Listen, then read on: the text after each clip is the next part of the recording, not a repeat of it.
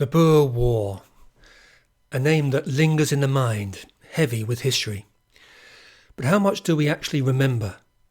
The details have faded like sepia photographs of khaki-clad soldiers serving Queen and country far from home, and of Boer fighters, defiant, brooding.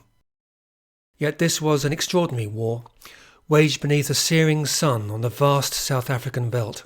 An epic struggle with stories still to tell, stories of heartache, intrigue, loyalty and sacrifice, of men and women bound by duty, torn by conflict, and forever marked by what they witnessed and what they did. The scale alone is staggering. Britain, Canada, Australia, New Zealand and India sent a combined force of 450,000 troops to South Africa, outnumbering even the British Expeditionary Force at the end of 1914 in the First World War. And yet, despite their overwhelming numbers, the British faced an enemy unlike any they had fought before, resourceful, mobile, and fiercely determined to defend their homeland. The human cost was colossal. 22,000 Empire soldiers killed, 75,000 sick or wounded, and 900 missing. The Boers lost more than 6,000 commandos, while civilian casualties soared past 45,000. Many black Africans participated as soldiers, scouts and auxiliaries, mostly siding with the British, but some with the Boers. This wider perspective and the war's profound impact on the entire region is why today the conflict is often called the South African War. As we'll see, the war produced remarkable acts of courage, with no fewer than 78 Victoria Crosses awarded. Later in this talk we'll meet a mere boy of 15, whose courageous exploits captivated and strengthened a nation and an empire shaken by devastating early defeats. In some respects, the Boer War was strikingly modern. The Boers dug trenches, and the British deployed observation balloons. Yet in others it remained deeply traditional, with both sides continuing to rely on cavalry. A staggering 300,000 horses perished in British service, and these silent victims are commemorated in a life-size memorial unveiled in 1905 in Port Elizabeth. Here, the horses arrived by ship from across the Empire, even from New Orleans, only to face an average life expectancy of just 6 weeks. Scattered across Britain, more than 1,600 memorials stand in solemn tribute to those who fought in the Boer War. Among them, Brighton's majestic monument to the Royal Sussex Regiment, a lasting testament to the courage and sacrifice of its fallen soldiers. Street signs still echo the names of people and places forever bound to the war.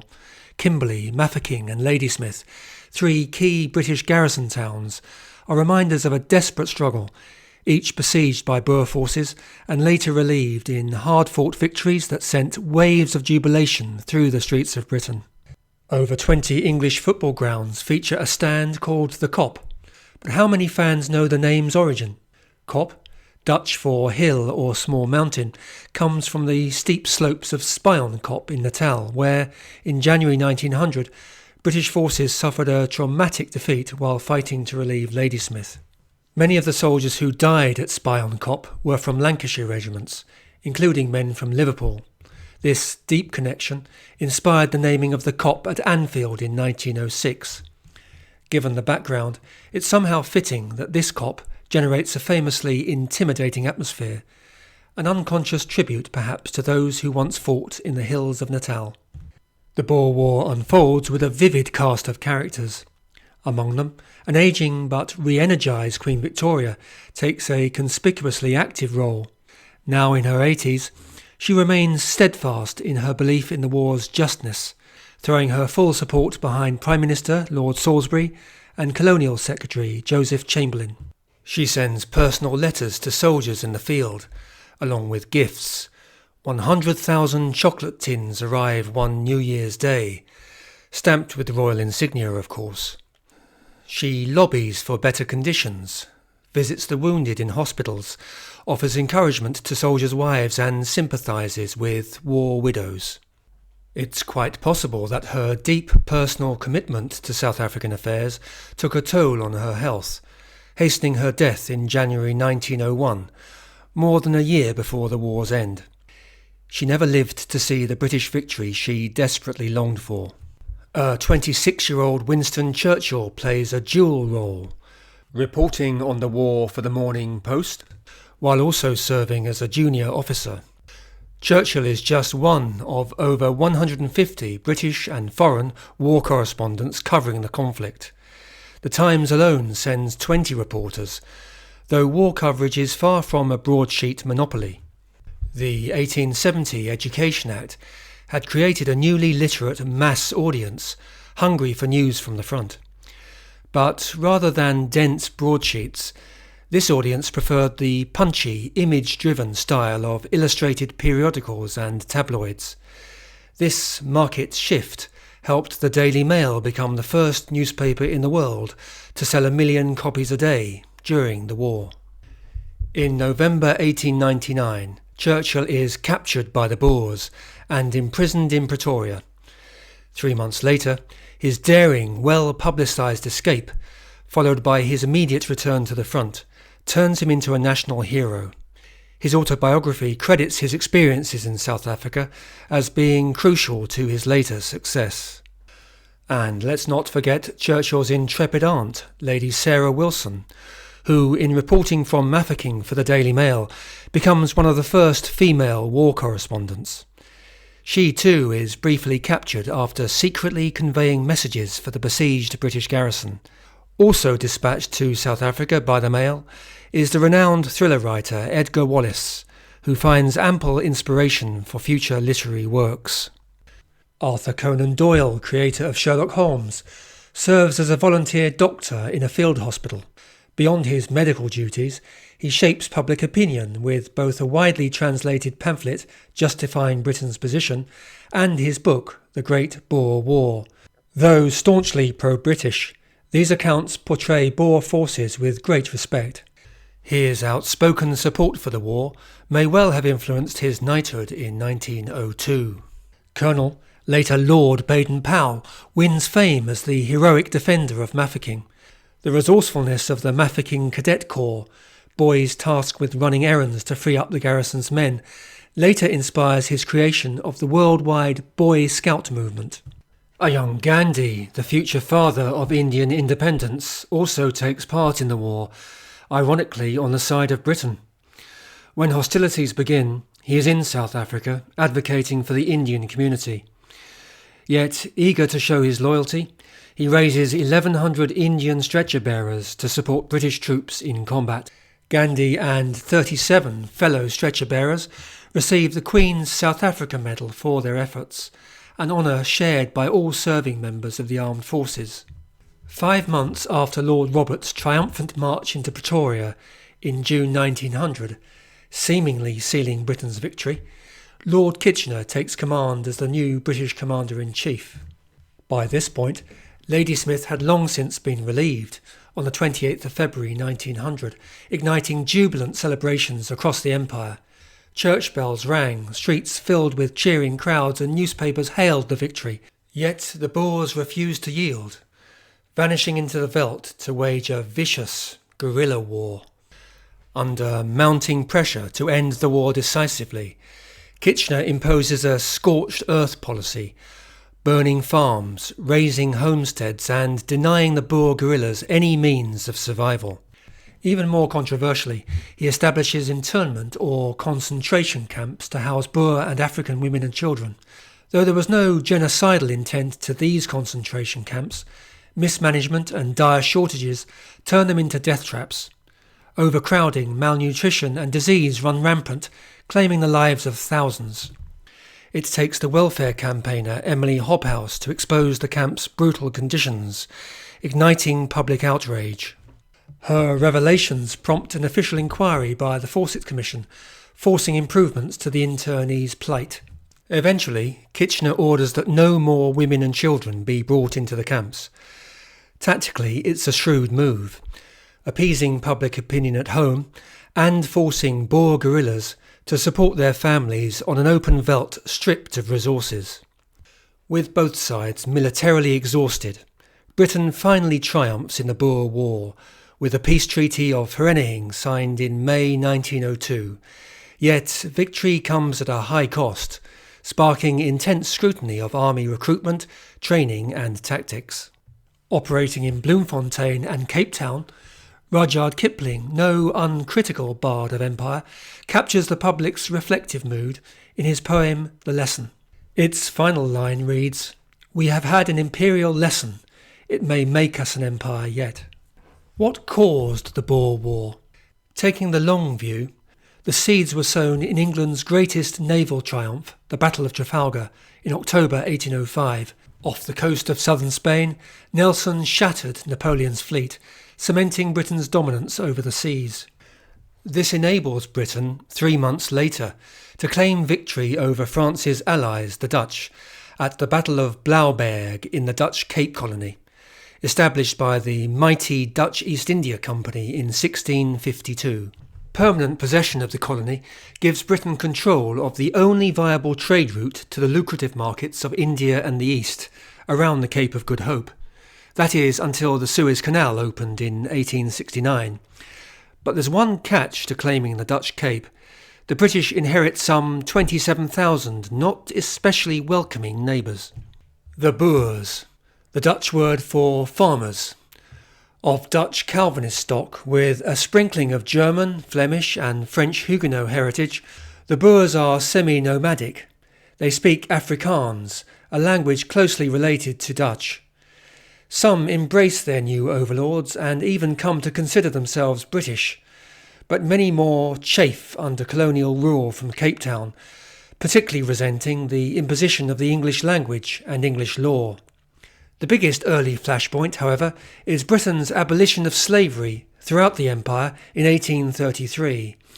For the Boers, whether or not they own slaves, this act defies God's preordained racial hierarchy, a belief that would later inform South Africa's segregationist policies from 1948 to 1994.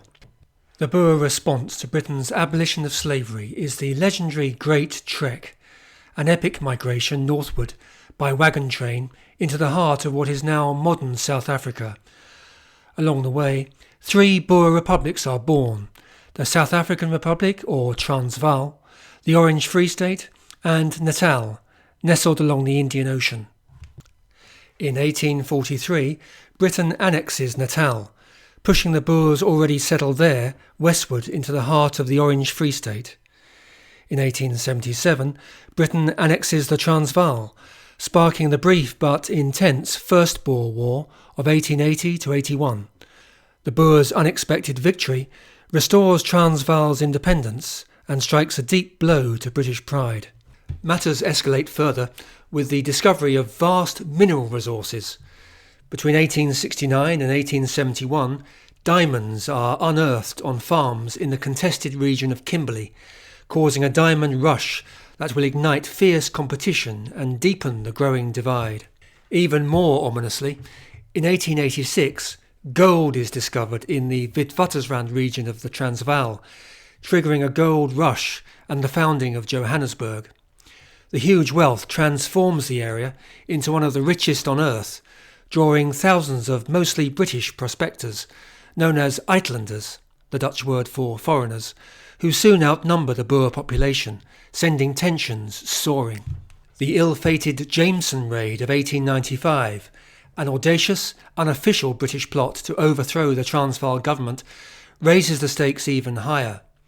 The botched coup, masterminded by Cecil Rhodes, ends in disaster and forces his resignation as Prime Minister of the Cape Colony, deepening the animosity on both sides. The Transvaal government, led by President Paul Kruger, denies the British Uitlanders political rights, fearing it would undermine Boer independence. This issue, along with British imperial ambitions, makes war increasingly inevitable. And then a pivotal moment. In October 1899, Kruger issues an ultimatum to the British government, demanding the withdrawal of British forces from the borders of the Boer republics. When the British government refuses, the Boers declare war on Britain, setting the stage for an explosive conflict. Caught off guard, the first phase of the Boer War is calamitous for Britain. Boer forces, led by Louis Botha and Piet Joubert, swiftly take the offensive, laying siege to the British garrison towns of Ladysmith in Natal and Mafeking and Kimberley in the Cape Colony. Years later, as the first Prime Minister of the self-governing Union of South Africa, Botha would fight in the First World War for Britain, leading a successful invasion of German Southwest Africa. Moreover, South African troops fought with distinction, not only in Southern Africa, but on the Western Front, a dramatic change of allegiance within a relatively short period. In the Boer War, the Boers' skill, fierce determination and deep patriotism earn them respect. They know the local terrain intimately, and their forces are highly mobile and elusive, able to strike swiftly from the shadows. They adopt cunning hit-and-run tactics, disappearing behind rocks and into trenches, patiently waiting for the advancing British troops, often vulnerably exposed, to come within rifle range. When the Boers do open fire, it's virtually impossible for the British to pinpoint their positions. The Boers' German-made Mauser rifles fire smokeless powder cartridges, while the British Lee Enfield, at least at the start of the war, still uses smoky black powder. It's no surprise then that the Boer motto becomes the Mauser and God, in that order. By mid-December 1899, Britain is pushed to a crisis point, having suffered 3 humiliating defeats and 3,000 casualties in just 1 week. Dubbed Black Week, it marks the darkest 7 days for British arms in the entire 19th century. Not everyone is downcast. Home rule for Ireland is another major issue of the day. Irish nationalists see the Boers as fellow plucky victims of British imperialism, and when British losses are announced in the House of Commons, nationalist MPs cheer, provoking uproar in the chamber. The first 2 British reverses in Black Week, at Stormberg and Machersfontein, come while trying to lift the siege of Kimberley. The third, at Colenso, occurs in the attempt to relieve Ladysmith. The 15th of December 1899, the Battle of Colenso, deep in Natal. The Boers lie in wait, as elusive as ever, across the northern banks of the river Tugela. The British battle plan is simple in theory: shatter the Boer positions and punch open a vital route by road and rail to Ladysmith. There, 13,000 British troops have been clinging to survival for 6 long weeks, surrounded by 21,000 Boers, their fate hanging in the balance. The British Commander-in-Chief is Sir Redvers Buller.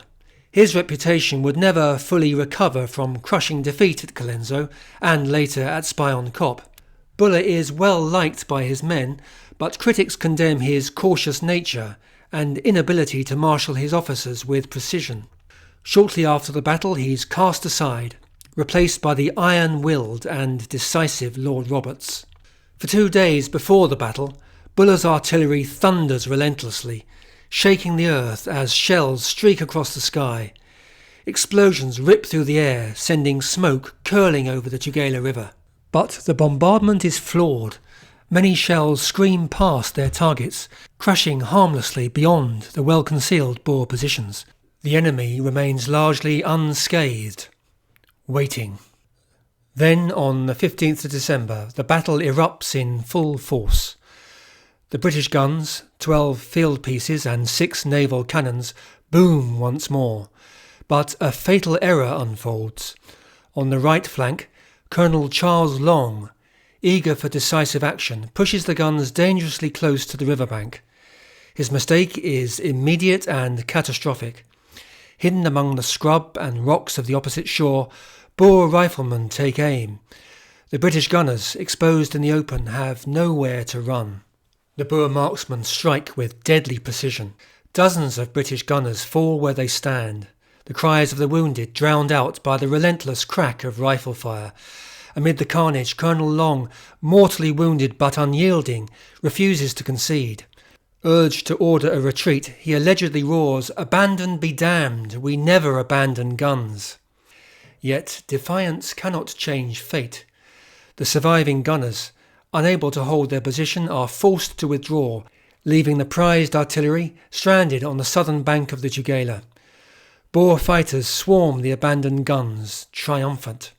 Their cheers echo across the battlefield as they claim British firepower and a symbolic victory. But before they do so, in a final frantic bid to salvage their pride, a small band of British soldiers launches a daring attempt to retrieve the lost guns. Under withering Boer fire, they race across the battlefield, braving a storm of bullets, to haul the artillery back from the brink of capture. Against all odds, they manage to recover 2 of the guns, an act of astonishing bravery that earns several Victoria Crosses. It becomes one of the most celebrated and widely illustrated scenes in British military history. Among the Victoria Cross recipients were Captain Congreve of the Rifle Brigade, Captain Reid and Corporal Nurse of the Royal Field Artillery, and, posthumously, Frederick Roberts of the King's Royal Rifle Corps. Frederick Roberts was the only son of Lord Roberts, the man who would soon replace Buller as Commander-in-Chief. His death was a devastating blow. Grief-stricken, Lord Roberts never forgave Buller, convinced that his tactical blunders had led to the loss of his beloved Freddie. On the left flank at Colenso, disaster unfolds. Major General Hart searches in vain for a ford amid the sharp bends of the Tugela River, cursing the mistaken advice of a local scout who speaks no English. As confusion spreads, Hart's Irish Brigade, led by the Royal Dublin Fusiliers, advances into a killing field. Hemmed in by the river's loop, the advancing soldiers bunch together, forming a perfect target. From concealed positions, the Boers unleash a merciless storm of rifle fire, cutting down wave after wave of men. What was meant to be an advance becomes a slaughter. Some soldiers attempt to swim across the river, their heavy uniforms and equipment dragging them under. Several drown in the churning waters. Those who manage to reach the far bank soon realise their efforts are in vain. Pinned down by Boer fire, with no way to advance, they are left with no choice but to plunge back into the river and struggle for survival once more. Hart's brigade is torn apart by the sheer destructive power of the Boers' massed, magazine-fed rifles. In an action lasting less than an hour, his brigade suffers around 500 casualties. The losses of Black Week, culminating in this bloody defeat at Colenso, shake the British public to its core. If ever a symbol of hope were needed, it's now. Enter John Francis Dunn, just 15 years old, of the 1st Battalion Royal Dublin Fusiliers. Trapped with his comrades in the deadly loop of the Tugela River, the chaos of battle raged around him. But amid the carnage, young Dunn's courage shone through. After the battle, Captain Gordon wrote to Dunn's father, who, with John's brother, would himself be posted to South Africa just weeks later. How proud we all are of the gallant conduct of your son, number 6408 Drummer Dunn. Despite the danger, he insisted on charging forward with the firing line when we tried to force the passage of the Tugela, even though several tried to hold him back. Glowing testimony. But there was even more to it than that. Much more. Acting as bugler in the thick of battle, the boy soldier Dunn hears the retreat being sounded. But something isn't right. He knows, because his father drilled it into him, the British never sound a retreat in battle. It must be a Boer trick. Determined to set things right, he raises his bugle to sound the advance. At that moment, a Boer bullet tears into his right arm. Almost simultaneously, a shell fragment slams into his chest.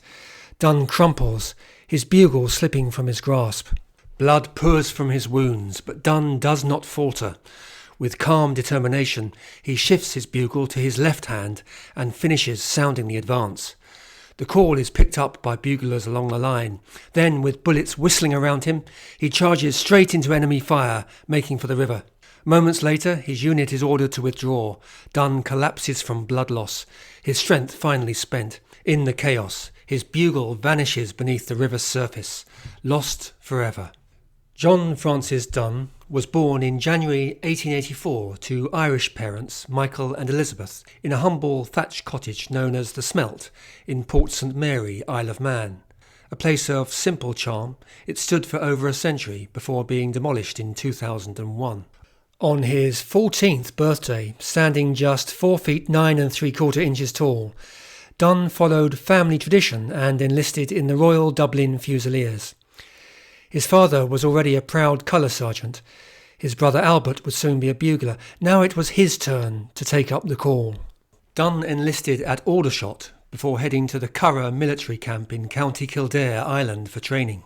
Officially, the British Army required recruits to be at least 18, 19 for overseas service. But for non-combatants, like drummers and buglers, the rules were more flexible. Yet, as Dunn proved, even they could find themselves on the front lines.